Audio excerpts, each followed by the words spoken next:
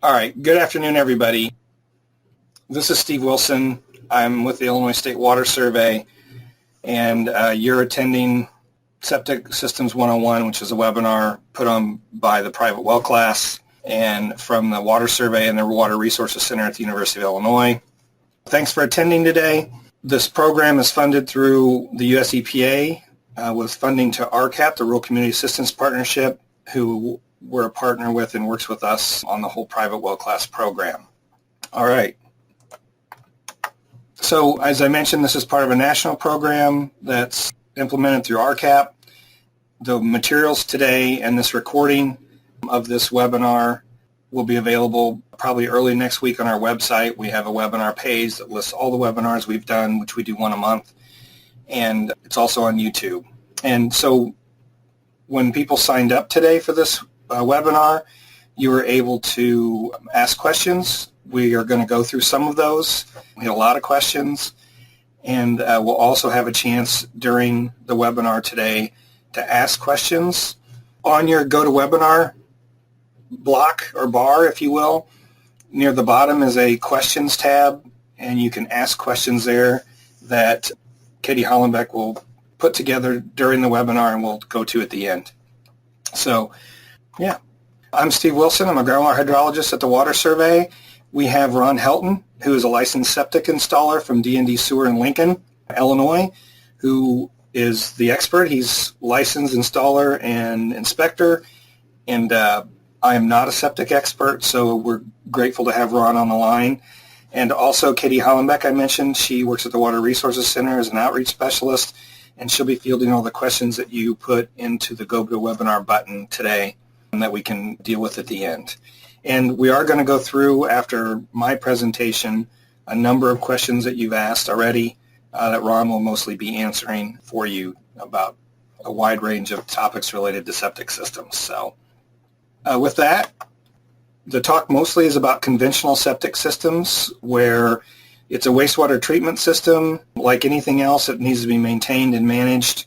And so what it basically does is it relies on the natural degradation by bacteria of our waste to then break that down and allow it to go into the soil and the natural system. It starts out with a septic tank and then goes to a septic field. The tank separates the solids, and it also gives the bacteria time to do their job, so to speak. And so there's really two parts to the system. I'll show you an example next. And then the liquids leave through a piping system that disperses through a drain field if it's set up properly. So I apologize for this being so blurry, but this is a typical two compartment septic tank coming from your house on the right. It goes in all the way from your shower and toilet and every sink, everywhere else. The solids fall to the bottom. There's the scum layer on top, and then the water in the middle that the bacteria are working on all that stuff. It goes into the second compartment where more stuff can settle out, and then as more water enters the system, it's pushing water through and out through the outlet into the field perforated pipe. That's the drain field. A better example of that shows here on the left is a typical tank. That's a one-compartment tank. There's an inlet pipe and an outlet pipe. You have a riser and an inspection port on the top. Many times these get buried, which is a common issue. Hopefully you have a way to know where those are at. I know some people call us and don't even know where their septic system is, those sorts of things. So there's over 25 million homes that have septic systems or on-site wastewater systems in the U.S., which is, quite a number of people. And so the way it works, you can see on the diagram on the right, you have a septic tank. It goes into a distribution box. Someone asked a question about a D box. That's what this is. From there, it separates into your distribution field or your absorption field. A lot of times this is perforated pipe with, it's been dug out and filled with sand to give it more infiltration capacity, and then that slowly infiltrates further into the ground, where more bacteria can work on it and break it down and make it harmless. And so this natural system works really well by itself, and almost every system prior to 10 or 15 years ago was set up this way assuming they had the right ground for that and had a place to do that. So when they do fail, you'll know it. Either a number of things can happen. The area around your tank or drain field may turn thick green grass, and that's because it's not going down into the ground the way it's supposed to, but instead something's plugged up or clogged, and that water is staying near the surface and affecting the growth around at the surface. It may form a pool of water, which, depending on when it is and how hot it is in the middle of the summer, not only is the ground spongy, but you'll notice the smell. I mean, it is your septic system. And worst case, if it plugs up the entire tank, it could back up into your house. And it's estimated 10 to 20% of systems have had this happen. So knowing how to take care of your system and identify when there might be a cause or a problem are certainly critical to making sure that you don't have any of those issues. As far as issues are, it's proper sizing and design. So many times it's either undersized or it's not designed properly for the area you're in. You see cases where someone has bought an old home that maybe had 3 people living in it when it was built. They've either tore that down or they've now got 5 or 6 people living there. So the capacity of that system isn't right for the amount of flow that's going through it. And that can certainly cause more solids to build up and eventually clog your system. Where is the system at as far as the regulations in your state? It needs to be away from your well. It should be not impacting the environment. We find old systems where it goes straight to a field tile or discharges into a stream. Those are illegal, and they're not protective of the environment or any surrounding shallow wells and things like that. So many people don't maintain the wells or their septic systems the way they're supposed to. They believe that they don't need to be pumped, or they've been told that if they add additives, it'll take care of it. And I've had people email me and say, I use Rid-X or some other additive, and I haven't had to pump my tank for 20 years. Well, it's not because of the Rid-X, and you're waiting for your system to fail is basically all you're doing, because you've been very lucky if in 20 years and you've never pumped it, you haven't had a problem. So things to deal with or to understand related to sizing and design, really it's about when to pump your solids. Your tank's going to fill up with solids. That's just a fact. And so understanding how much water is running through your system and how much the system's being used and the size of your tank together kind of dictate how often it needs to be pumped. And the same way with your drain field, it matters. You need to have enough drain field for the flow and the amount of water and materials you're pushing through. So once you know that, your drain field, it's really important to make sure it's designed properly from the get-go.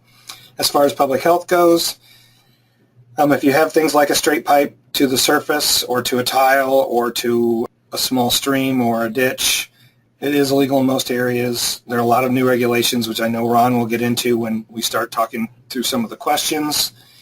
And you need to consider the impact that might have on the environment or your neighbors. I know one of the questions we had today from someone who signed up for the webinar was about what to do when their neighbor's discharging directly to a stream behind their house or on their property. It's illegal, and it needs to be dealt with. So where is your drain field? Do you understand even where that's at in the groundwater flow direction? It should be far away from your well. It's better if they're on opposite sides of the house. Every state has its own regulations on how far those must be, and also understanding groundwater flow. If you're on ground that's sloping, the water table typically follows the land surface slope. So because the septic system is a shallow drainage system, typically that water is going to also follow the water table, which, you may have a very deep well and you're using an aquifer that's buried several hundred feet below land surface, and the flow direction could be much different for your well, but understanding where your septic is going and what direction it might flow, especially after a big rainstorm where there's a lot of infiltration and water is being pushed towards all the streams in the area. It's just good to know where your well sits. The other example of that is if you're in a subdivision where there are multiple homes with multiple wells and multiple septic systems. If, for instance, you're the last house on the east end and water flows from east to west, you're great. But if you're the fifth house in, that means there's 4 other septic systems that water is moving towards the west toward you, the shallow groundwater table. So, if you happen to be in an area where it's all shallow dug and bored wells, then that's a concern for your water quality. So as far as maintenance goes, as I mentioned, they need to be managed just like your water system is managed. They will eventually fail. It's just a fact, but they can last a long time. Just like your well, some people have wells that are nearly 100 years old. They're very lucky in those cases that their well still works properly. They haven't had any other issues, but it does happen the same way with your septic system. You manage it properly. You're careful about what you put in it. You pump it like it's supposed to be pumped, then you're more likely to have your system last a long time. It's a natural system and it works great. So it doesn't need a lot of other things done to it as long as you're doing the proper maintenance. And here are some things not to do. Putting toxics, people pour paint or clean out their paintbrushes, those sorts of things. Your septic tank is full of bacteria. So, for instance, someone says you should pour Clorox down your toilet. Well, what's chlorine do? Chlorine kills bacteria. And so if you're adding too much, the system can handle some amount of chlorine and soap and those things, but if you're using too much of those things, it'll disrupt the biological treatment. Yeah, here's some other things: grease, coffee grounds, cat litter. All those things don't belong down your sink or your toilet. They'll eventually clog things up and make your system less effective. Here's an example from the National Environmental Services Center, which is NESE, which is at the University of West Virginia. From their pipeline is a magazine they used to put out on wastewater issues. And so here's an example of what they put out as far as the size of your tank that you need and the number of people that are using your system. Then this is how often you need to have your tank pumped. So if you only have a 500-gallon tank and you've got 5 people on it, or 4 people on it, you need to have your tank pumped once a year. And if you read at the top here, it said, these figures assume there's no garbage disposal in use.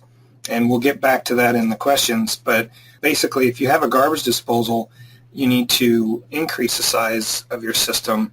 Those solids don't get broken down in your septic tank, and they will clog up your tank much faster. So here they recommend, it just says you'll have to increase the frequency. I think Ron probably has some suggestions for that as well.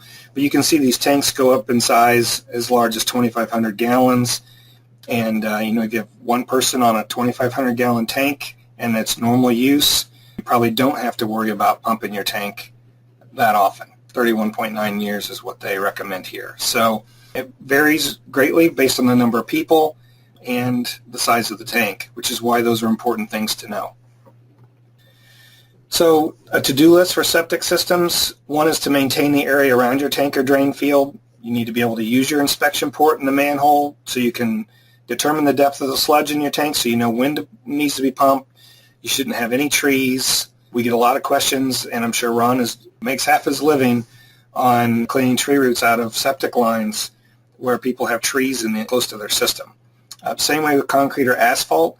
All those lines are perforated pipe. They're not subject to a lot of tensile strength, and you can drive over them with heavy equipment depending on how shallow they are. You can crush them or cause compaction of the soil such that they're not effective. So the other thing you can do is reduce the flow into your system. The bacteria need to have time to do the work that they're doing. And so if you're throwing 1,000 gallons a day through your system, it doesn't give them time, and you're going to have a lot more solids build up and less bacteria growth.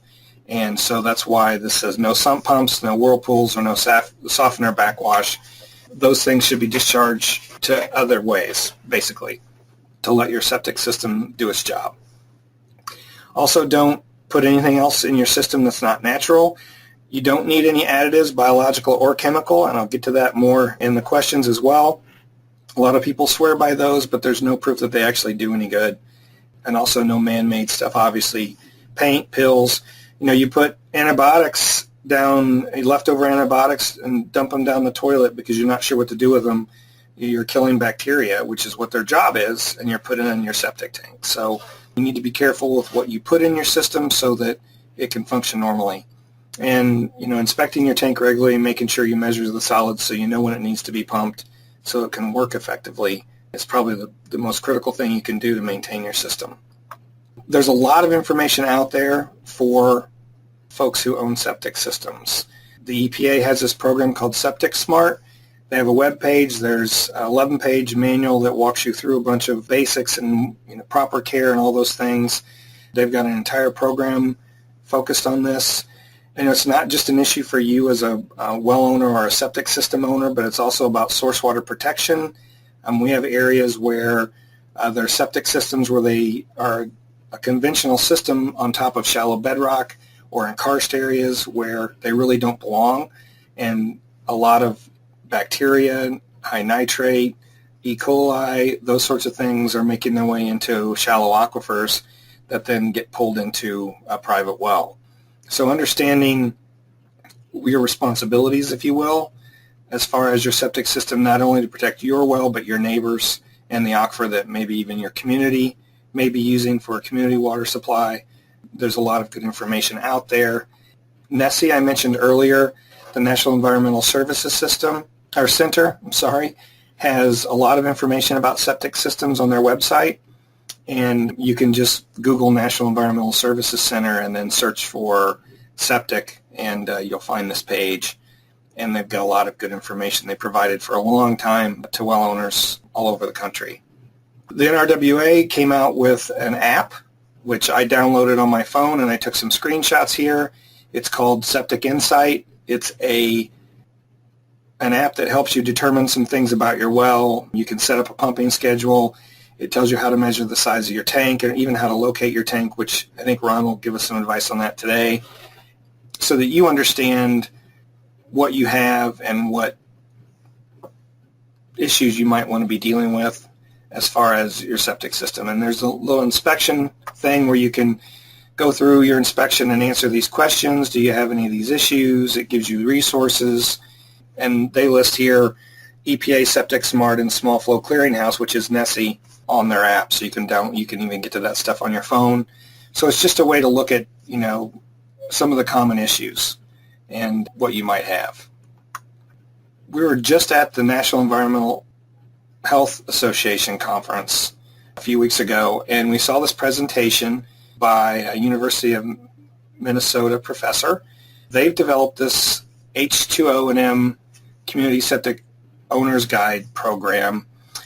It's actually for anyone with a septic system or a decentralized system. So it says here, from a single family to a commercial property to a cluster serving 50-plus homes, what this guide does, and actually it's maybe better for your septic installer or your professional that you work with to use this to provide a guide for you. But you can go in and set up an account. It's free, and you can put in your information about your septic system. It'll provide you basically a handbook, like a guidebook, that for you as a homeowner, so you know all about your system, what type of system it is, operation and maintenance recommendations, all these different options.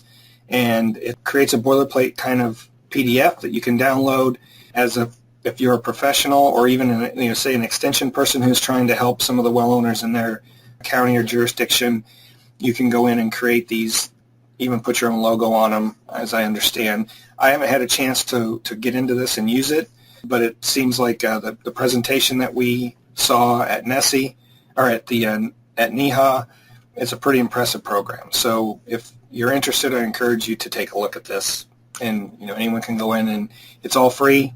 It's funded by USDA, and so it's a pretty neat program. So there's a lot of resources out there for people that have septic systems, because everyone's starting to catch up and realize how important it is to protect our source water, protect our streams and rivers. And we have a lot of systems that are, like I said, either go straight to a field tile, like in Illinois, we have some of those type of systems, or straight to a ditch or a creek or a river.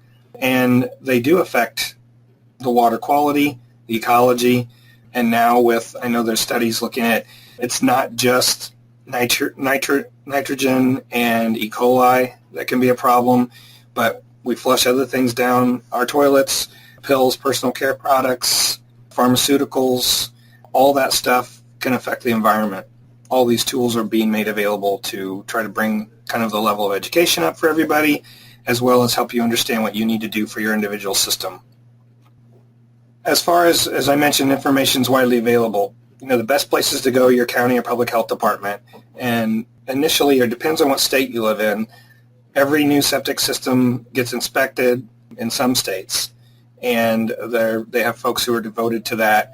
They certainly know all the rules and issues. If you're in a particularly sensitive environment, like a karst area, which means it's fractured limestone that has caves and a lot of sinkholes and some of those things, it's much more likely for water to get into an aquifer and cross-contaminate other wells. Or if it's shallow bedrock and maybe a regular system shouldn't even be in place, but some of the old systems are. I know I was in New York last summer and ran across an area where the bedrock is between 5 feet or less from the land surface. And this one area, a lot of the homes are older, and they all had traditional septic systems with where basically the tile system was put right on top of the rock. And so because it's very fractured, that material's going straight down into the aquifer, and they were starting to see some of these homes all have higher nitrates and E. coli problems. And so they were looking at almost every one of these homes was going to have to install some kind of chlorine or treatment for bacteria in order to even use the water for drinking. Co-op Extension Service, your state wastewater agency, whoever that might be. In Illinois, it's IEPA. And then also your licensed septic installer and inspector. Those folks are who can give you the best information, especially locally. They know what your unique situation is as far as the geology of the area and those things, or what's acceptable and what are the local rules. So those are the folks you should rely on. So that's what we have as far as a basic understanding of what you need to know about your septic system. You need to be able to access it. You need to have it inspected once in a while. You also need to make sure you pump it on a regular schedule. We had about 400 people sign up for this webinar, and we received well over 100 questions in advance from participants. So we're going to spend the rest of the time going through those questions, and we obviously can't answer all of them. And so what I'll say is some of these questions were specific to a state or rules in a state or about a very narrow topic that might not have broad application to most of the people on the webinar. If you'll email us your questions like that, we will look into it and get back to you, but we need to have a way to get back in touch with you. So also, I mentioned before, Katie is tracking any questions you might have. If you put them on the questions tab in your little GoToWebinar box, we can look at those at the end. We'll try to answer as many of those as we can, time depending. Starting with the questions. One, I want to introduce Ron again. Ron, are you there? Yeah, I'm here. All right. So Ron Helton's with D&D Sewer Service in Lincoln. We get this question. Matter of fact, I bet there were 20 questions out of the 150 or so we had that asked about additives. We did this webinar last year, and the first time we gave it, I said, you don't need to use any additives. Your system's natural. It works great on its own. And I must have got 15 or 20 emails from well owners who all said, you're not right. Additives do work. We use it, and it's done this for our system, and all those sorts of things. So we've done a lot of work looking into this. We found a lot of resources, several research studies, and the bottom line is there's just no proof that additives do anything for your system. In my opinion, you're putting money down the drain. Best case, it does nothing. Worst case, it may create some sort of increased solids in your system, depending if it's some kind of chemical additive. And we actually put this on our webpage, so if you go to the private well class and look under resources, you'll see a thing that says partner blog, and where we've answered questions. And one of the questions we have here is, do septic additives work? There's a long answer that goes on below this if you want to read it, and we list several resources,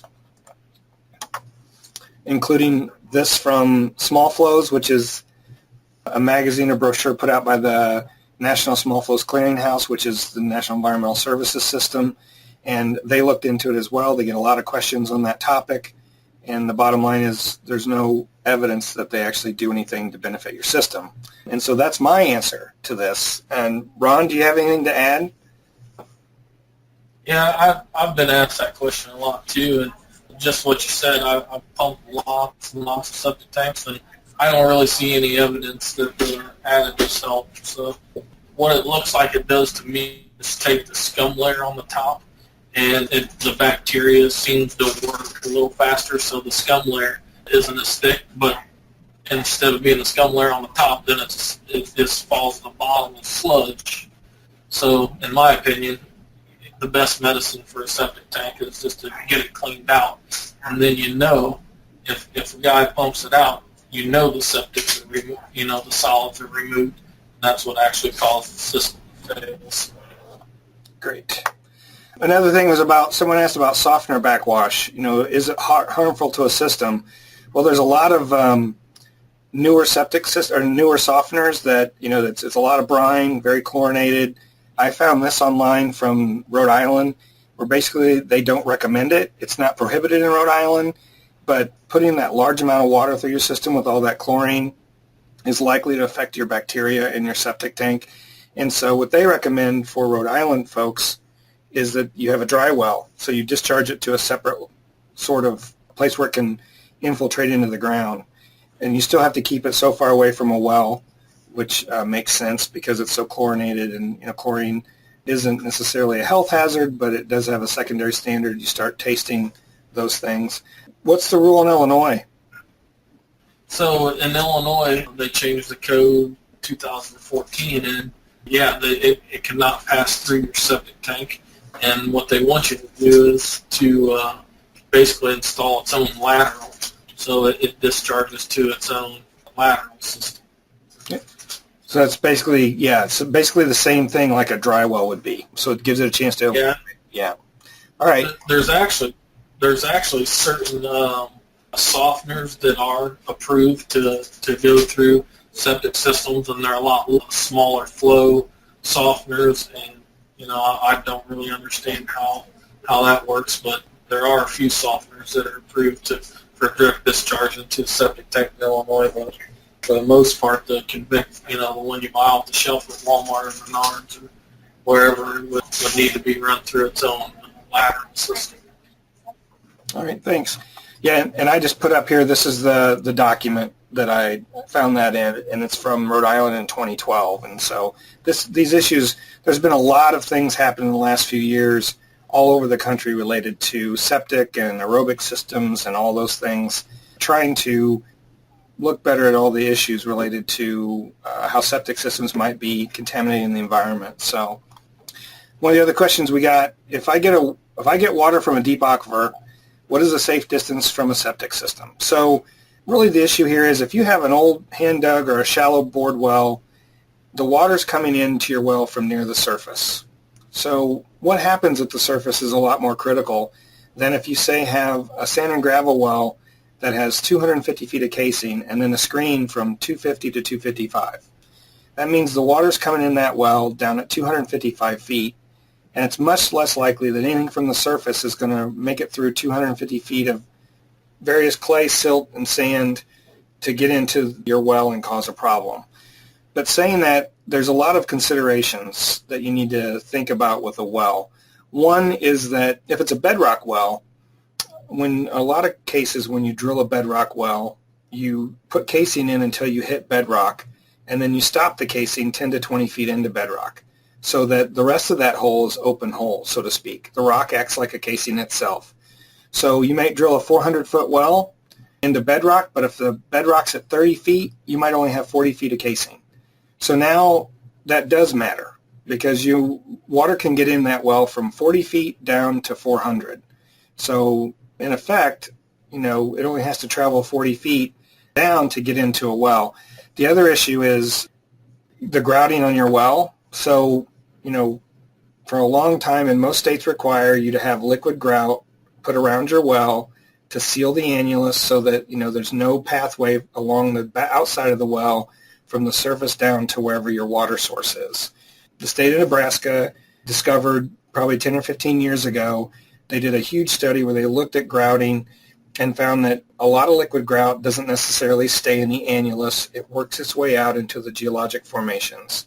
So they've found a lot of wells that if you could dig down and look at the annulus around the well, which is the area between the size of the borehole. So maybe you, for instance, you have a 7-inch borehole that you put a 5-inch well in. Now you've got this 2 inches of area that's open outside the well, and you fill that with clay or concrete and grout.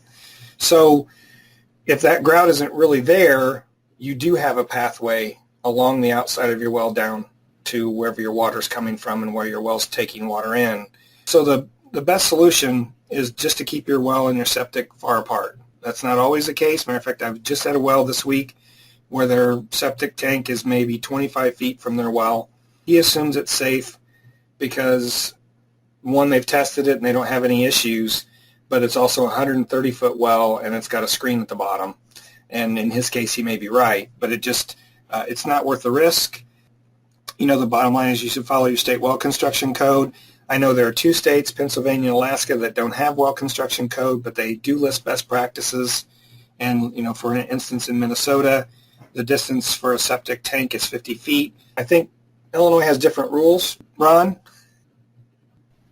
Yeah, so the distance from your septic tank to your well is actually 50 feet, but the actual lateral field or drain field is 75 feet. And that's exactly what you said, to try to keep the septic water out of the well water.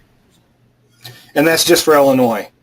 So, yeah, I'm sure other states, depending upon their soil types and whatever, it's different distances. So the best thing to do would be to check with your local health department. Yeah. Find out what the distance is to make sure that you're, in compliance and you're not contaminating in your own water. And so I guess the solution really is just to keep it as far apart as possible. Make sure it's down gradient if possible, so that if there is a water table that's moving water one way or the other, it's moving away from your well, not towards your well, from your septic system. So we've got a number of questions here where I didn't list an answer. They've come in the last day or two, and that's why Ron's here. And so we're just going to go through these one by one and try to get it. There's a lot of good practical information here that you'll learn from going through these. I think there's about 20 questions that we put in here. And so the first one is, what's the best way to measure the sludge in my tank? So the best way to measure sludge in your tank, they actually make a tool called Sludge Judge, and you can order them online. And you stick that in the tank, and it basically pulls a core sample out of your tank, and then you can look at it and see, how thick the solids on the bottom is, how much scum layer you have, and what's the distance between the scum layer and the solids and the clear water in the middle. But my recommendation is just to call a septic professional.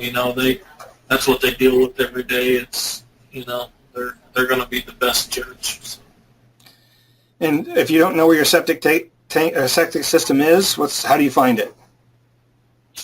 Well, there's a few ways. You can, local hardware stores or whatever, usually you can buy what we call a ground probe.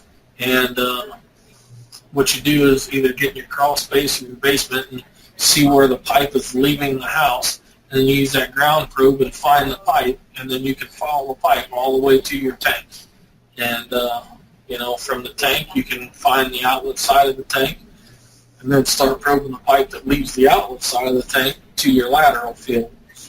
So you can locate all the pieces and parts of the septic system. Another way you may do it, and sometimes they are hard to find, why contractors install them where and how they do sometimes baffles even me. So sometimes we have to get out a locator. So we run either an electric eel or a sewer inspection camera down your drain, and then we have a locator that sends up an electronic signal. We follow that signal to your septic system. So, sometimes it can be tough to find a tank, but usually the ground probe in most cases works. Okay, and how do you know if your lateral lines are working properly? Is there any good way to actually figure that out? That seems like a tough one. Well, no, there's not a real good way. How you can kind of judge it is to dig up the outlet side of your tank and just make sure the baffle is there. The baffle is actually the most important important part of the septic tank, the outlet baffle, that is, in my mind, because what that does is keeps the floatable solids from floating out into your drain field and plugging it up. And how you can tell if it's working properly would be to take the septic lid off, and as the water is actually flowing out to the field, the water level in the tank should be right at the bottom of that pipe. A gallon in should be a gallon out. So, you know, if the water level in your tank rises above that baffle, that means your laterals are sluggish or running slow. You know, other than that, there's not a real good way to tell if your laterals are working properly. Okay, thank you. So, what questions would you ask a professional to be sure you're hiring a competent person to inspect your system? Well, the first thing I would do would be to call my local health department and find out, hey, who are the contractors around, and you know, what can you give me any information on on the contractors? You know, have they been in trouble for regulations? You know, violating regulations? You know, do you work with them on a regular basis? You know, what can you tell me about it? And then when you're talking to the septic professional, you know, it's pretty much like any other business. You know, years of service and years of doing it teaches you a lot. So, you know, how long have you been in business? If you just started last week, I don't know if I'd hire that guy. But, you know, if he's been in business a while and seen some things, then, hey, maybe that, you know, you might want to take a look at them. So, and then ask other homeowners, other people with septic systems, who they used and, you know, what kind of experiences they've had with them. So, just do your due diligence. Just like you said, it's like any other business. You know, you're not going to hire a contractor or anything else for even to do your roof unless you got, you know, some idea that other people have been successful with them. So, impact of gray water diversion on my septic system. And just to make sure everybody's clear, gray water is water that's been reused. It's been treated, so it's, you know, fairly safe. But a lot of times like municipalities may have a gray water diversion program where they're using it to water lawns. It's not for potable use, but it can be used for other things. Ron, do you run into that, and how does that affect things? Well, we don't run into it a lot in Illinois. It's, you know, pretty much in my local area, everything's well drained. So in most cases, the reason you would be diverting the water away from your septic tank is if you're like in a drought-stricken place where you need the water to water your grass, or you're in heavy soils where the water really can't be absorbed into the ground. You know, so we actually don't run into that a lot. We'll see once in a while people have a separate system, so it'll have the gray water will go to its own tank and may have its own lateral, but nobody's actually reusing it for any purposes in my local area. Okay, I guess the impact it would have is actually a beneficial one for your septic tank. If, you know, our message is that you should try not to put too much water through your system, or, you know, minimize it where you can. If you're diverting water away, it should give your septic system more time for the bacteria to do their job and break down the things in the water and that sort of stuff. Yeah, so if the only thing that's going to the actual septic tank itself is like your toilets, then, you know, on the high end, toilets use 2.5 gallons of water, and that's all you'd be having to leach away into the ground. So, yeah, you know, it may be a good thing in some areas. So what are some emerging issues for septic systems? And, you know, this is a really general question, but the way I looked at it is I know there's been a lot of changes in the rules. You know, we're seeing a lot more aerobic systems, that sort of stuff. So, you know, what have you encountered, and what are some things that have changed in the business the last few years?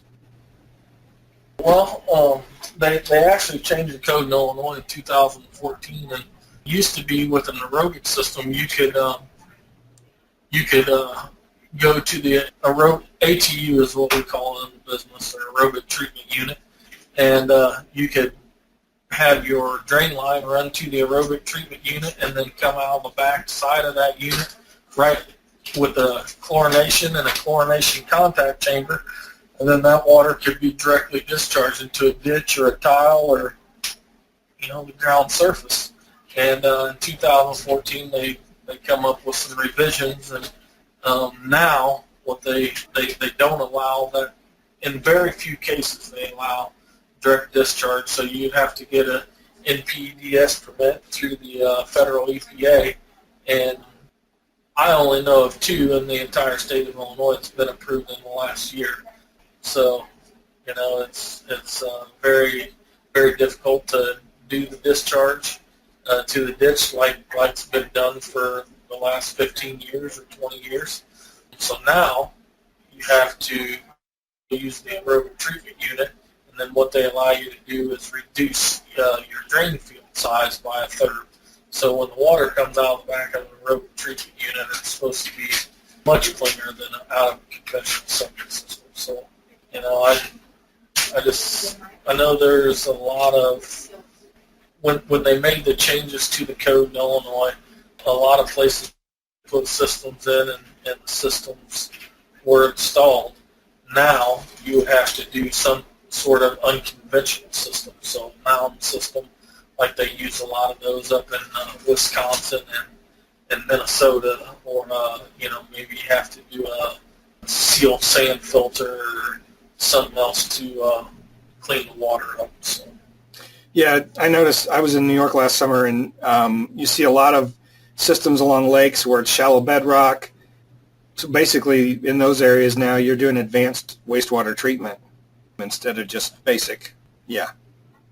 So. Yeah. Those systems are, and with all the regulation comes more expense. That's the downside to putting in an aerobic treatment unit, because then you have a cost of maintenance on the system, because they all have some sort of air pump. So if you don't know what an aerobic treatment unit is, basically it's a septic tank with an air pump on it, and what that air does is changes the bacteria from aerobic to aerobic, and then the aerobic bacteria actually works a lot faster than the anaerobic bacteria. So, what it does is add cost to the homeowner, because those systems are about 30% higher in cost to install, maybe even higher than that in some cases. And then the other downside is there is maintenance. Somebody needs to come out and check your aerator and clean things and make sure everything's working properly a couple times a year, so the system performs at its peak performance. If you just throw it in the ground and nobody ever looks at it again, well, in 3 years when the aerator's broke, all you have is a regular septic tank. So somebody, that is the downside to more code, more regulation. It does cost more. So. Sure. Okay, so I have an old concrete septic tank. I'm on city sewer now, so should I fill it in or what?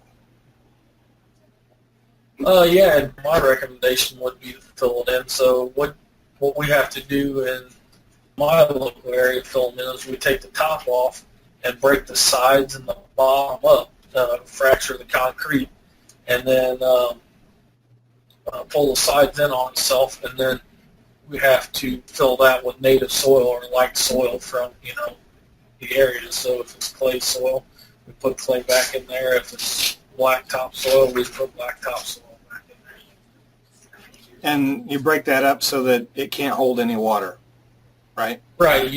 That's the whole thing, is you don't want it to be sitting there full of stagnant water, and at some point, hydrogen sulfide gas actually breaks concrete down.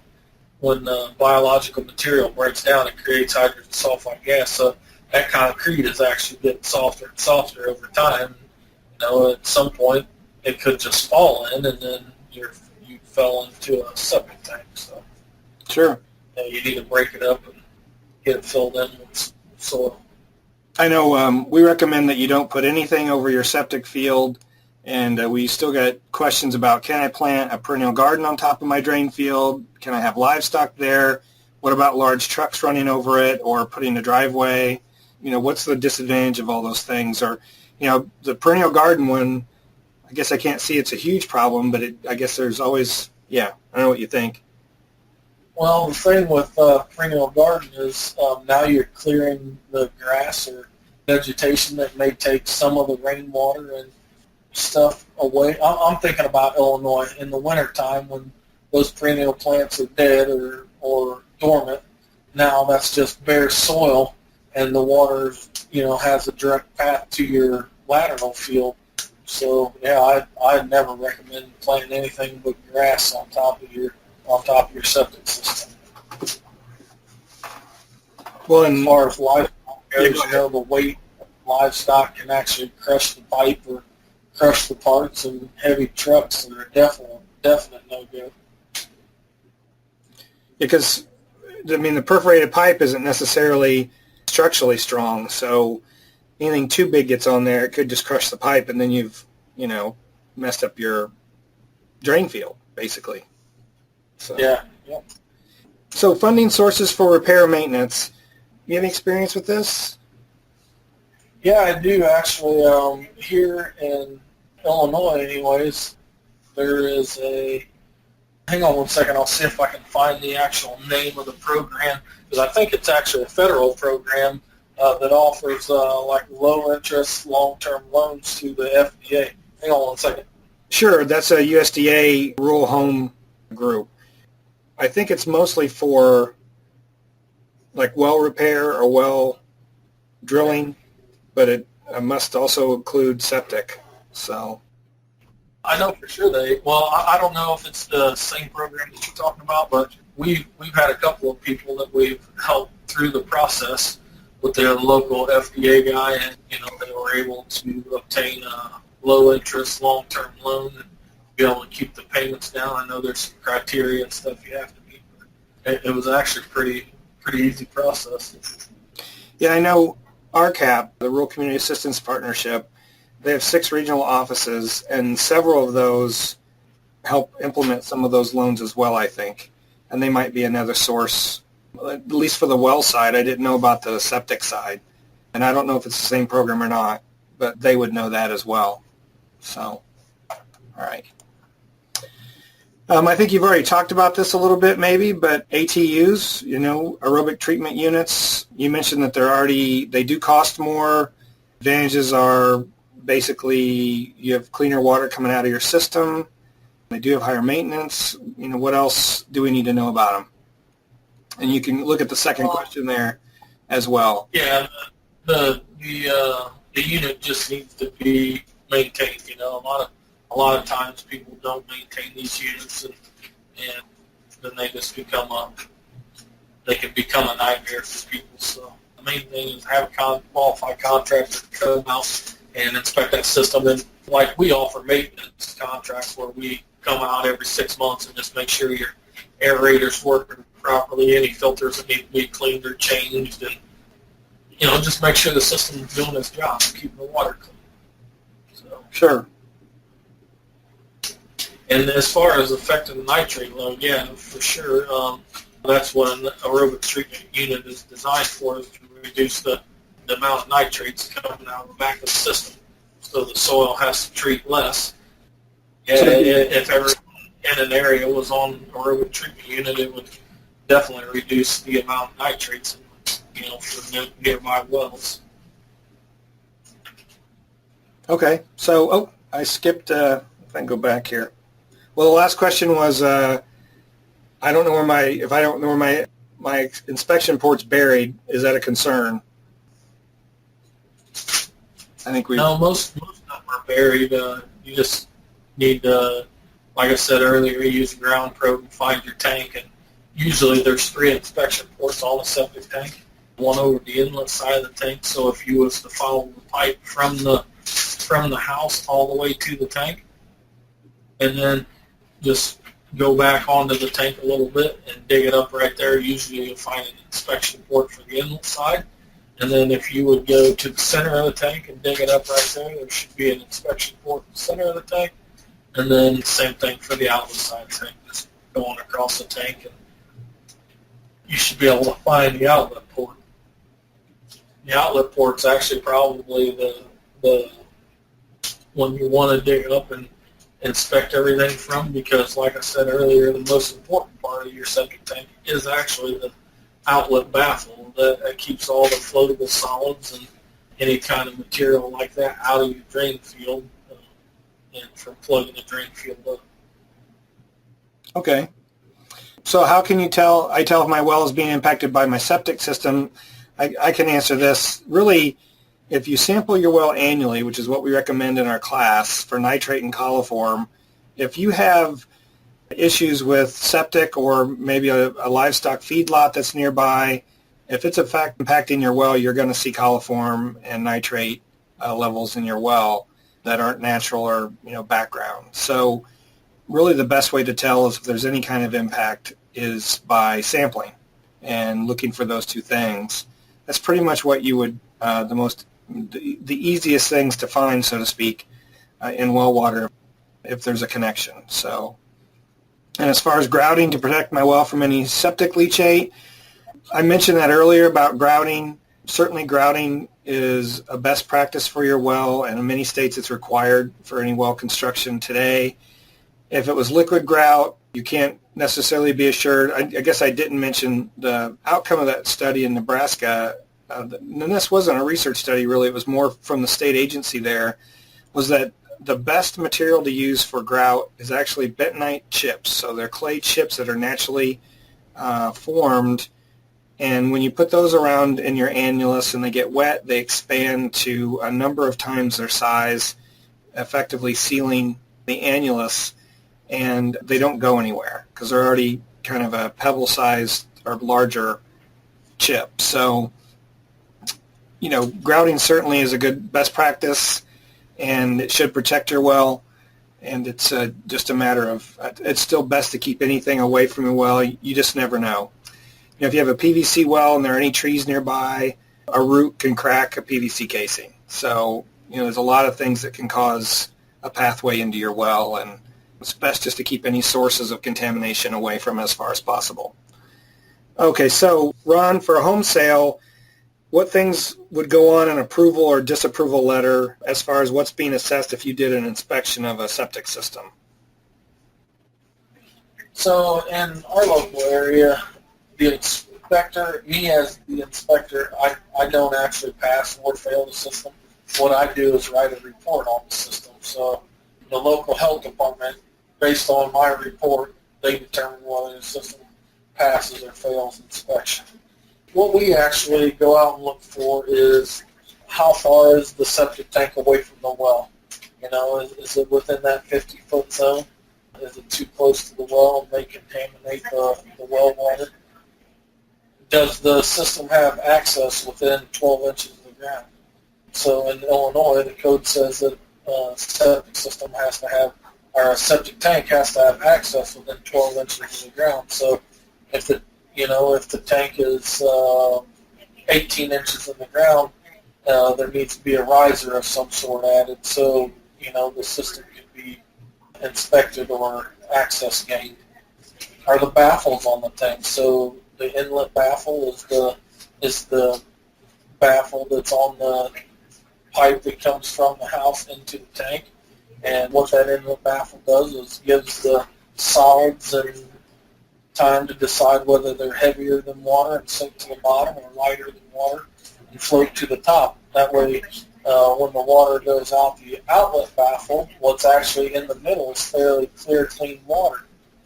And then we inspect to see that the outlet baffle is intact. Like I told you earlier, the outlet baffle is probably the most important part of the tank. And in old concrete tanks, some of them had concrete baffles, and when the biological material breaks down, it creates hydrogen sulfide gas.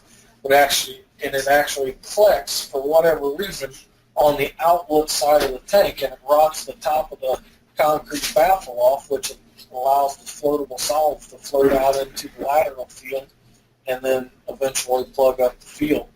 And then what we do next after we get that all dug up and inspect all those things is we run water in the system.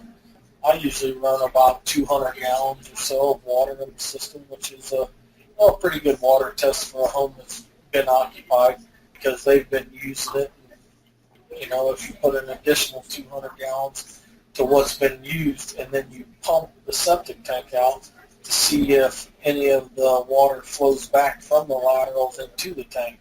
And if that's happening, if the water flows back from the laterals into the tank, what that tells me is those laterals are completely saturated or completely full of water, and now the water is actually backing up into the tank, which could either eventually surface in the yard or back up into the house. So that tells me the laterals aren't working properly.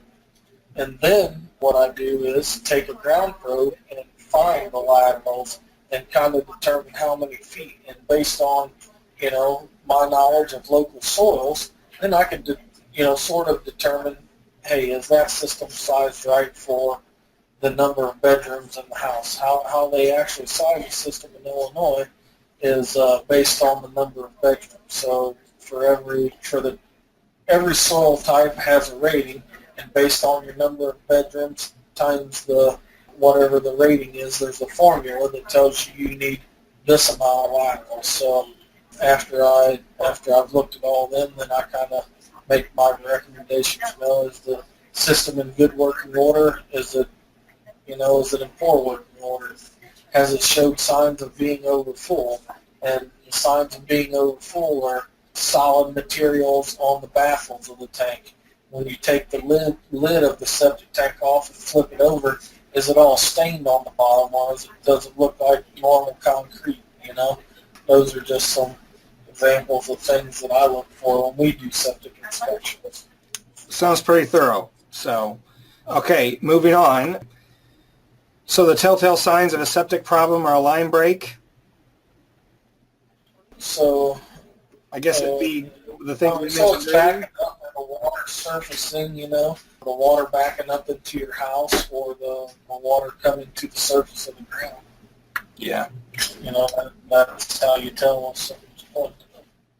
Yeah, I think we've already answered the second question. Is a maintenance contract worth the money?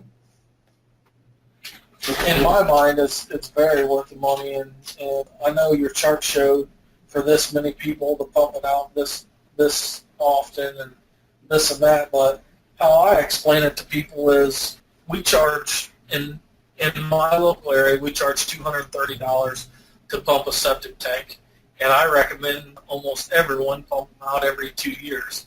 And what that does is every 2 years you get a professional that comes out to your house, digs up the tank, makes sure the baffle's intact and everything looks like it's in working order, and you don't have any problems. And then you know that you remove the solids, and then you give your laterals a break. As that septic tank has to fill back up with water, those laterals are actually drying out and resting a little bit. So, in my mind, how I explain it to people is $230. That means over the next 20 years, we'd pump your tank 10 times if we pumped it every 2 years, you would pay $2,300 over 20-year span. If you don't pump your septic tank over the same 20-year span, and we have to come out and replace your laterals or replace the whole system, at today's cost, it's $6,000 to $15,000. What's it going to be in 20 years? So in my mind, the $2,300 over 20 years is money well spent. Very well said. All right, so 3 more questions. Should you space out laundry use to overload the system? And I think this question was a little longer. Basically, there's a pretty large family. They take a lot of showers. Is there a good reason not to do their laundry all at one time on a Saturday, let's say, versus how is that going to overload the system and, that sort of thing? Yeah, for sure. The amount of water you can put in a septic system is not finite. It's all based on, the loading rate for a particular type of soil. So if you was to space out your laundry and space out your showers, that would actually give the ground time to absorb some of the water. What happens when you do overload your system? So now you use so much water that the tank's all the way full, and it's over the outlet baffle. And as that water recedes, some of those floatable solids go ahead and float out the outlet baffle and on out into the septic field. And that's a continuous cycle. And pretty soon there's enough floatable solids out into your lateral field that actually cause your laterals to plug up or stop working. So, yeah, if you could space out your laundry and your showers, you're definitely better off. So as far as septic systems and karst environments, I think I mentioned this before, but if it's karst, which is a type of, it's like caves and sinkholes, and it's water broken down rock that's very fractured, has a lot of conduits through it, if you will. They're just not safe. Even there's a lot of water quality issues just from livestock or other things in these areas. I know there's one county in Illinois that's very karst, it's all karst environment. They put in a regional water district because about 80% of the private well samples all come back with coliform or E. coli hits just because there's a direct conduit straight down to the aquifer. If there are septic systems in karst environments, there won't be any new ones. I think it's an area, that sort of vulnerable area, most states will eventually have rules in place that say you have to have advanced treatment, probably aerobic treatment, and advanced, so that the water that discharges is clean and safe in the environment. So there's certainly a bad idea, especially a conventional system, or anything that can discharge that's not fully treated. So Pete, for the last question, these folks going to use an old cabin that hasn't been used in 7 years. Is the septic system still viable? Is there a way to check that and bring it up online? What are the pitfalls there? Yeah, usually it would still be in working order. Basically, it's got a 7-year rest, so any laterals that may be there should have healed themselves from any of the biological material that made its way out into the soil. And the first thing I would do is to dig up the septic tank and check the solid content of the tank and have the tank pumped out, and then after that, basically start using it. That's how you bring it online. All right. I'm going to spend a couple minutes talking about our program, and then we'll get to the questions that folks might have asked. Katie, I'm going to unmute you. Oh, we're tagging here. Do we have questions? Yeah, we have several. I think about 15 or so. Oh, my. Okay. Well, let me... some of them have been repeats, though, so not all of them need to be addressed. All right. Well, quickly, I'm assuming most of you that are on the call today know what the private well class is. In case some folks were given this information about this webinar and haven't taken the class, it's 10 lessons. It's self-paced. This is all funded through the US EPA. It's all free. These webinars, like today's webinar, are recorded. They're on our website. We also have multimedia lessons. We have short videos, podcasts, and then again, these webinars. If you have issues, you can email us or call us. We'll try to get you to the right person in your area, or if it's something we can answer, we will. We work with partners all over the country and try to help folks find local resources. And really, this whole program is an outreach and education program funded by US EPA and RCAP to help well owners understand their responsibilities and how to be good stewards of their wells and that sort of thing. So, the lessons cover everything from, here's a picture on the left of, this is from Iowa, the groundwater basics, the geology of Iowa and what a well might look like, ways to look at your drinking water analysis, how contamination occurs, different kinds of treatment, why is your pump cycle on and off. And we used a lot of resources from around the country from folks who are pretty smart about each of these issues. So, types of well construction, why you should locate your well in certain areas, that sort of stuff. This is our front page. And to take the class, the 10-lesson class, it's emailed to you, 10 lessons, one a week for 10 weeks. Click on the little envelope on the left, and it'll take you to this page where you can sign up. Just your email address and a first name and where you live, is which state you're in, and that's really just so that we can show EPA that this program is actually being used nationwide. We have all of our webinars, like today's, is being recorded. We put those online. They're on our website here. Like this is one we did for environmental health professionals or sanitarians in February. This one will be here too after today, probably early next week. And so you can watch those whenever you want. We also have these short videos that are a couple minutes long about a specific question, like this one, how does my private well work? And it just walks you through the process of, what your pump does and your pressure tank and why you have a pressure switch and just basic issues about your well. And there's about 20 of those videos available, and we're doing more. If you're a professional, your extension or a sanitarian or, involved with working with well owners, we have a partner program basically that we have a newsletter that goes out once a month, and it's really not for well owners but for all the people who work with them. So we provide resources, best practices, information about other programs around the country that are doing really cool things. And there's a place on our website under the resource library to sign up. This is just one of our newsletters. If you're a sanitarian, for instance, we've put a version of our class on NEHA's website. They have put it up there with, you can get up to 10 credits if you need to maintain your license, that sort of thing. So give me 2 minutes to pull this up. We're just going to keep going because it's already 10 after 2. Ron's still here, and I'm going to get out of this PowerPoint and get into the questions that Katie's been loading up for us. So hang on just a second here.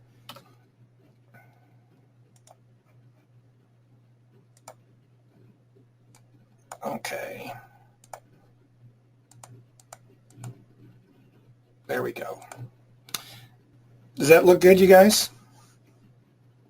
Looks good to me. Okay, I'm going to unmute Ron here, maybe. Can you hear me, Ron?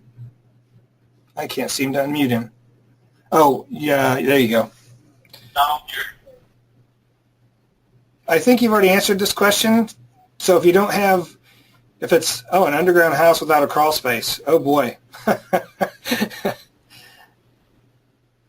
I guess the first trick is finding where the line goes out, right? Yeah, so at that point, really, you're down to hiring a professional to come and run some kind of locator out the pipe, and then they can find it that way. Yeah. It's a matter of finding where to start. So I think we've answered number 2. We don't believe they are necessary. There's no information that shows they are. That one article from Nessie says there are over 1,200 products out there that are supposed to, quote, help your septic system. All the professionals and scientists all say that none of them are really necessary if you are maintaining your system properly. So the range of time that tanks should be pumped, I provided that list from Nessie. Ron gave an example of how they do their maintenance for their customers. You talk to your professional, but it still depends on the size of the tank and the number of people before your tank fails for sure. If you have a small tank and a lot of folks on your system, your tank's going to fail a lot sooner than if it's just 1 or 2 people and the tank's pretty large. So waiting to that last minute isn't necessarily a good idea. So number 4, Ron, are plants and shrubs okay in addition to grass? I only recommend grass, no other plants. The roots can get into the pipe, like you said, and plug up the system. So. Number 5, if the well was installed a while ago and there are no records, we run across a lot of folks that don't have well records, so they don't know how deep their well is. There's a couple things you can do. One is if you ever have your pump worked on, or, if it's not a suction pump that's in your basement, but it's actually a submersible pump that's in the well, then whenever you pull the pump, you'll get an idea. You can get an idea then. If you don't even know the depth of your well, if you can measure the depth, so what we do, I work at the State Water Survey. We measure water levels and well depths all the time for folks in Illinois. As far as when we do a research project in a particular area, we'll measure the depth of the well, and from that we know enough about the geology to know, well, that well's a bedrock well or that well is a sand and gravel well. So if it's sand and gravel, for instance, in this area, we're glaciated in Illinois and over 2/3 of the state, so we can get an idea of if it's finished, say it's 100, like the well I mentioned earlier, he knows his well's 130 feet deep, and it's in a Glassford sand and gravel aquifer. So he figured that out by looking at the State Geological Survey has maps of the geology of the state, and so those folks are very helpful. If there are no records at all, and the state doesn't have any records, if you could figure out how deep your well is, then you could probably figure out where your water's coming from. That's what I would do. Now, pulling your pump isn't a cheap thing. We've got tape stuck in wells and had to pull the pump, and it's probably just to pull the pump for having a contractor come out, it's about $500, at least it was for me. And so it's not a cheap proposition necessarily. It is a way to find out that information. So, and you can also look if, the same driller, even though they're not around anymore, and there's 6 wells in your area, and they've all been, were drilled about the same time, or, that sort of thing, then your state may have some well records for one of those wells. Maybe they've used it for a study, or someone's had a problem with their water quality and there's a record. And actually, that's how this person I mentioned figured out their well was 130 feet deep. There are no records of the well being drilled, but the owner in the 70s had the State Water Survey run a chemical analysis on the well, and he was the original guy who drilled the well back in the 50s, and he told us that it was 130 feet deep, and so that's how we figured that out. So, do a little investigation, talk to your state agency that regulates drillers or well construction. If they don't house well records, maybe there's another agency that does. They can steer you in the right direction. And if you want to email me and tell me what state you're in, we can probably try to help you work on that. No guarantees. Even in Illinois, where the law passed in the 60s that said you had to file a log with the state, we probably don't have half the well logs. Other states like New York, they didn't pass that law until 2000. So my guess would be that in New York, they only have about 10% of all the well logs for the wells that are really there. So that's unfortunate. Does seasonal use affect the ecology and function of the system? How about a cold climate? So basically, if it's only used intermittently in a cold climate and you're only using it during the summer, let's say, how does that affect things, Ron, or does it? I don't know. If you're only using it in the summertime, no, it shouldn't affect anything. You're still only discharging water into the ground when it's not frozen. But I know just, digging in the ground and whatnot in very cold climates, if you're in Alaska or up in Minnesota where sometimes the frost is 5 feet deep in the ground and your septic system's only 3 feet deep in the ground, that there is potential for the water in the laterals to freeze up and then the system wouldn't work at that point. Well, and going back to that example about 7 years of no use, would all the bacteria in the septic tank be gone? Yeah, so it would probably have eaten up all the available food. Basically, the bacteria would have eaten up all available food that was left over and have died. But it would be no different than starting up a brand new septic system. So when you start using the bathroom, your body produces that bacteria. Every time you use the bathroom, you put the bacteria into the tank. Right. So it starts it all over again. So now, what could happen is the sludge layer in the bottom of the tank, because everything in the tank has died and fallen to the bottom of sludge. The sludge layer on the bottom of the tank could be heavier, so you may pump it at the start of every season or whatever. Okay, now as far as I missed the table that I put up, that was just one example.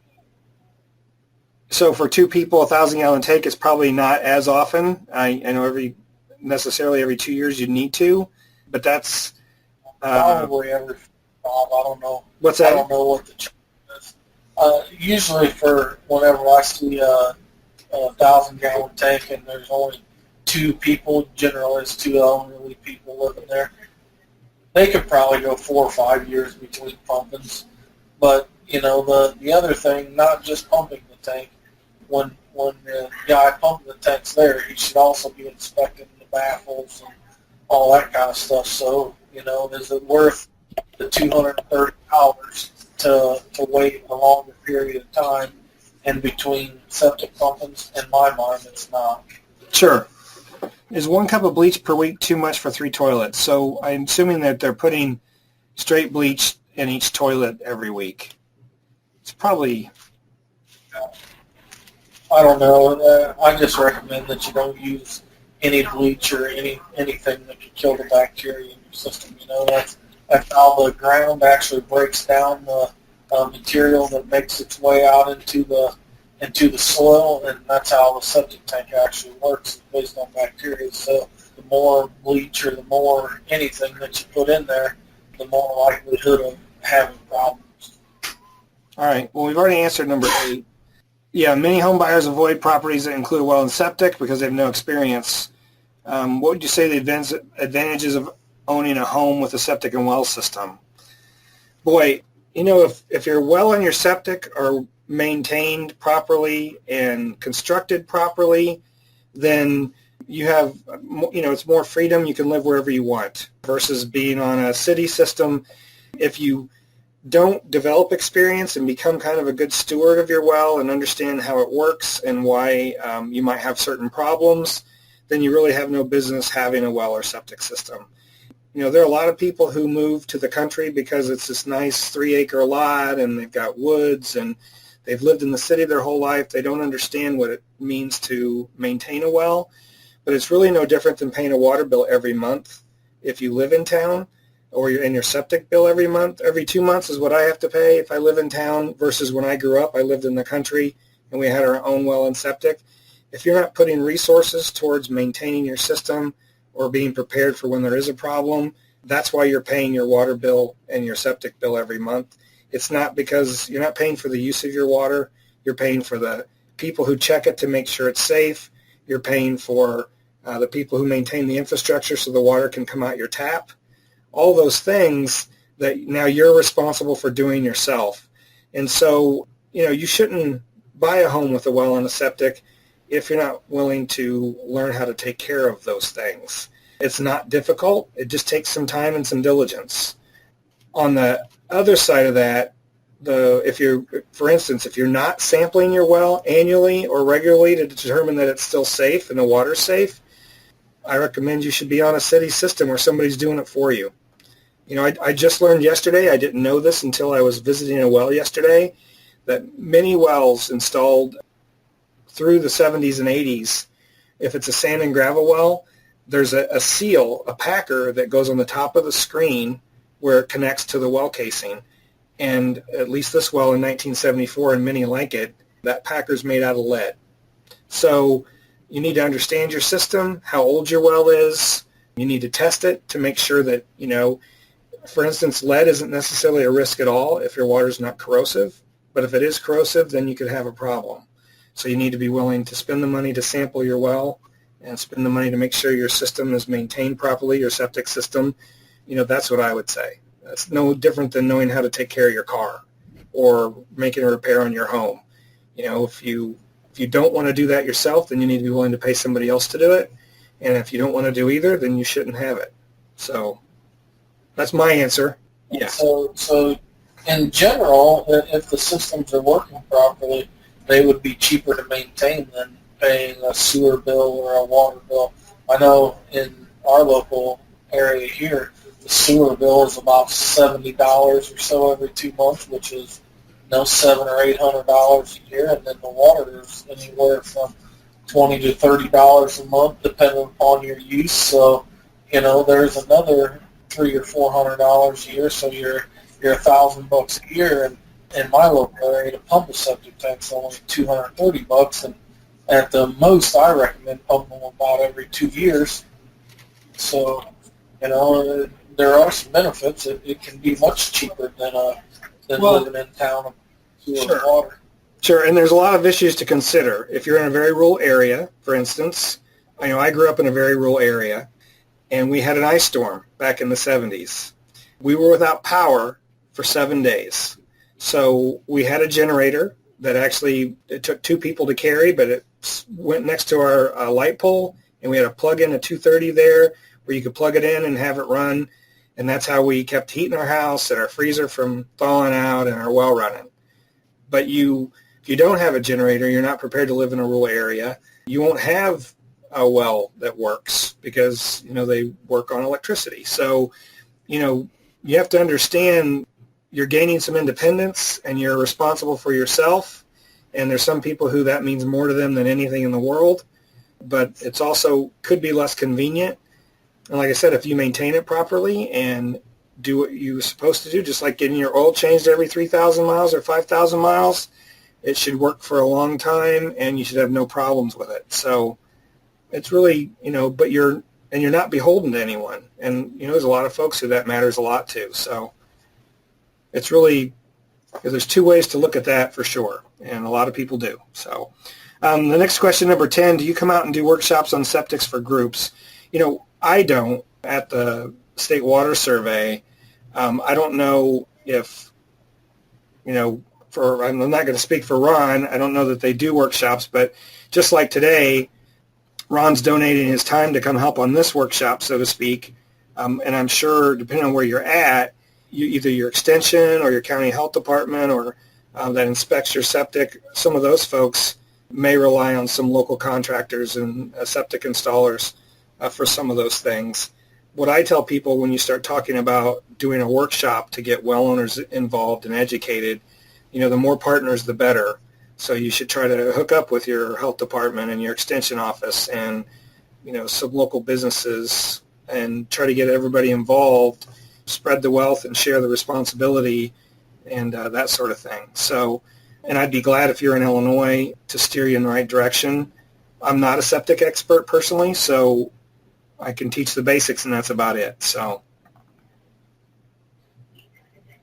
number 11, I was told to chlorinate my well, so water from my well eventually goes into my septic. Is chlorine bad or okay in general? Well, when you chlorinate your well, and I'm assuming that's because you had a bacteria problem, then if you follow and do that properly, you have chlorinated all your pipes, all your outlets, all your spigots, everything. It's kind of a quick shock to the system, so to speak. Is chlorine bad or okay in general for your septic system? I mean, chlorine kills bacteria, but, it can handle a certain load, if you will. And Ron, you have anything else to add there? I mean, chlorine's good. It kills, you want it in your system so that your drinking water doesn't have bad bacteria like E. coli, but too much chlorine in your septic could cause a problem for the bacteria in your septic system. So, yeah, so my recommendation would be to find out why and how the bacteria is getting in your well, and stop it at that point so you didn't have to chlorinate your well, because too much chlorine in a septic system is detrimental for sure to a septic system. So, it's kind of a catch-22. Probably the amount that you're putting in your well to kill the bacteria in the well has been diluted through enough water that it's not going to kill your septic system. But I don't know. I guess you just have to figure out how many parts per million and what amount your septic system could withstand, and all that's based on how much bacteria is actually being put in the system every day. Well, and even if it did cause a problem for your septic short term, it's not a continual release of chlorine that's going to continually kill your system, so it'll recover. Right. So, yeah, I mean, it's more important to chlorinate your well and be sure that the water you're drinking isn't going to make you sick, for sure. So, who can test your well for glyphosate? I'm not even sure what that is. I'll have to get back to you. Send us an email. Ron, do you know what that is? Is that a... No, I don't. Yeah, I don't. I'm not sure it's spelled. Oh, that glyphosate is. I think that's a chemical that is sprayed on crops. Yeah, I'm not for sure who can test for that. Well, the only other thing this could be is if it's meant to be. Is it glyphosate that's part of the... Steve, it looks like it's a broad-spectrum systemic herbicide and crop desiccant. Okay. You'd have to find a lab in your area that's probably EPA certified, or look at a list on like your state primacy agency's website of labs that might test for those things. I do know from some of the work we've done that testing for herbicides and insecticides and fungicides isn't something that every lab does. Yeah, I don't even know what it is, so I don't know that it's that common. But we can, if you'll email us, we can look into it, and especially if we know where you're at, we can determine what labs in your area might be available to do that kind of testing. So that's my best answer for that one. Oh my. So I'm going to read this out loud just so it makes more sense to me. A developer is planning on diverting 21 acres of stormwater runoff, so I assume that means like concreted runoff, from its housing area to a 2-cell wet pond, an infiltration pond located on 1.6 acres behind my house. 9 homes, including mine, have septic systems, which are located down gradient from these ponds. I believe that 21 acres of stormwater infiltrating into the ground adjacent to homes with septics can cause damage to the septic systems. The amount of groundwater flowing down gradient across homeowner septic drainage fields. Okay, so 9 homes are within 15 feet to 500 feet of the wet pond and infiltration pond. Is it correct to state that the 2 new ponds will damage existing neighbors' systems? The infiltration pond is designed for over 34,000 cubic feet of water. You know, boy, I don't know that I can answer this question. It really depends on the water table, the type of soil. You know, if you're in a soil, if it's a very sandy area, more of the water is going to go down than across. Do we know what the water table is? Yeah, I need to know what the water table level is now. I mean, it's not like the water is going to be running over those septic systems and, you know, taking away soil and sand and all that sort of stuff. Yeah, I mean, I think, you know, this is an engineering question. There's just too many variables here. That's exactly what I was going to say. There's too many variables. What I would recommend is to hire an engineering firm to give you some recommendations. Yeah, I know that's not that helpful, but yeah, in the right conditions, it sure could impact your septic system. Well, and the homes are within 15 feet of the wet pond, but is the septic system within 15 feet of the wet pond? I mean, that's pretty close. I'd be surprised if they'd be able to put it within 15 feet based on... Right, right. I know in the Illinois code you wouldn't be allowed to put it within 15 feet of the septic system. Yeah. So. Yeah, I'm sorry. I'm not sure. This is a complicated issue, so and could be a legal one. So,